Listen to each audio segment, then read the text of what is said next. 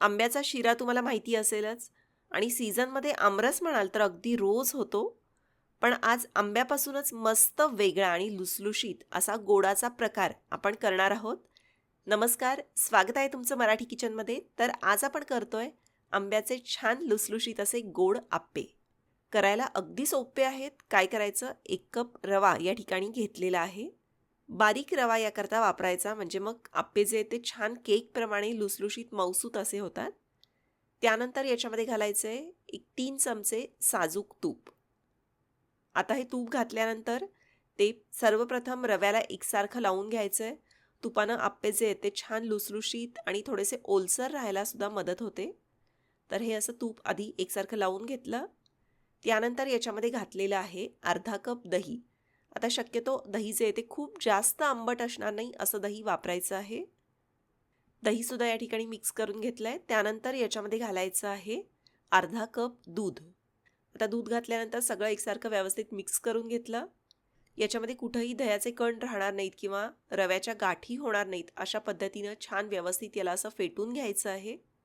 आणि मग झाकण ठेवून 10 ते 15 मिनिटं हा जो रवा आहे तो भिजण्यासाठी ठेवून द्यायचा, म्हणजे मग रवा छान फुलतो, छान भिजतो.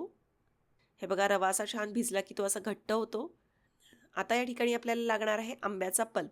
त्याकरता छान गोड असे आंबे घ्यायचे आहेत. एक तर तुम्ही हापूस आंबा किंवा केशर आंबा याच्यापैकी आंबे जे ते घेऊ शकतात, कारण त्याला जो आहे तो स्वाद आणि त्याची चवही खूप छान असते. तर आपल्याला अर्धा कप आंब्याचा पल्प जो आहे तो लागणार आहे. त्या हिशोबानं तुम्ही 1 किंवा 2 आंब्याचा गर जो आहे तो काढून घेऊ शकता. हा जो गर आहे तो मिक्सरच्या भांड्यात काढून घेतला. त्यानंतर याच्यामध्ये घालायची आहे अर्धा कप साखर. जर का तुम्हाला थोडंसं कमी गोड चालणार असेल तर साखर त्याहून कमी, म्हणजे 1/3 कप साखरही या ठिकाणी घालू शकता. मिक्सरवर चांगलं फिरवून याचा असा पल्प करून घेतला आहे.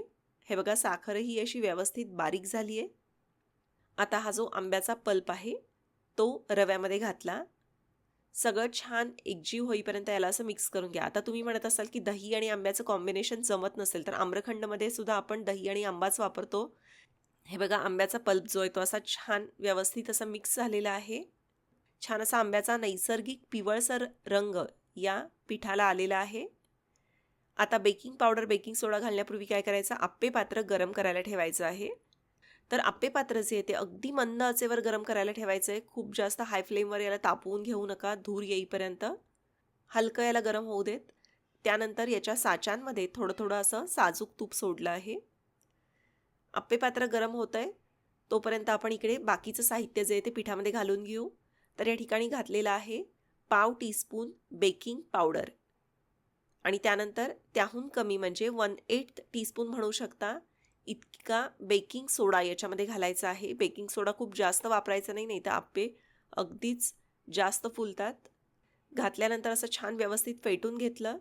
त्यानंतर 1 टीस्पून व्हॅनिला इसेन्स याच्यामध्ये घातलेला आहे. याच्याऐवजी तुम्ही वेलची पूड देखील वापरू शकता. आणि सगळ्यात शेवटी घालायचे आहेत सुक्या मेव्याचे भरपूरसे काप आणि भरपूरसे टूटी फ्रुटी याच्यामध्ये घातले. सगळं एकदा व्यवस्थित मिक्स करून घ्या आणि आपलं आप्प्यांचं बॅटर जे ते तयार झालेलं आहे. आता गरम झालेल्या आप्पे पात्रामध्ये चमच्यानं हे असं 1-1 चमचा बॅटर जे ते सोडायचं. हे बघा, आप्पे पात्र अगदी धूर येईपर्यंतही तापलेलं नाही आहे, हलकं गरम आहे. आप्पे पात्राच्या ज्या कडा आहेत त्याहून थोडं कमी असं पीठ याच्यामध्ये भरायचं आहे. अगदी काठोकाठही भरू नका. शक्यतो नॉनस्टिकचं आप्पे पात्र जर का असेल तर उत्तम, किंवा जर सेट झालेलं बिडाचं आप्पे पात्र असेल तर त्यातही हे आप्पे जे ते तुम्ही करून घेऊ शकता. हे असं सगळ्या साच्यांमध्ये बॅटर जे ते भरून झालं की याच्यावर झाकण ठेवायचं आणि मंद आचेवर 3 ते 4 मिनिटं याला अगदी स्लो फ्लेमवर वाफवून घ्यायचं आहे. हे बघा, आप्पे असे अगदी छान फुगले आहेत. वरचं बॅटर जे ते ओलसर राहणार नाही इतपत याला वाफवून घ्या. त्यानंतर यांची बाजू पलटायची. जर का आप्प्यांना असा खरपूस रंग आलेला नसेल, अगदी फिका रंग आलेला असेल, तर काय करायचं, अगदी 2 मिनिटं मध्यम आचेवर गॅस तुम्ही वाढवू शकता, म्हणजे मग छान खरपूस असा रंग आप्प्यांना येतो. कारण हे आप्पे जे ते खरपूस भाजल्याशिवाय खाण्यात मजा नाही. तर असे छान खरपूस रंग याला आला पाहिजे. याप्रमाणे दुसऱ्या बाजूनं सगळे आप्पे जे ते असे पलटून घेतले. आता दुसऱ्या बाजूनं सुद्धा 2 ते 3 मिनिटं मंद आचेवर यांना शेकून घ्यायचं. हे बघा दुसरी बाजूसुद्धा अशी आपली शेकली की हे आंब्याचे गोड आप्पे जे आहेत ते तयार झालेले आहेत. आंब्याच्या शिऱ्याप्रमाणेच सगळं साहित्य आहे, पण त्याहून छान अशी चव येते आणि महत्त्वाचं म्हणजे झटपट होतात. रवा वगैरे भाजायचे कष्ट नाही आहेत.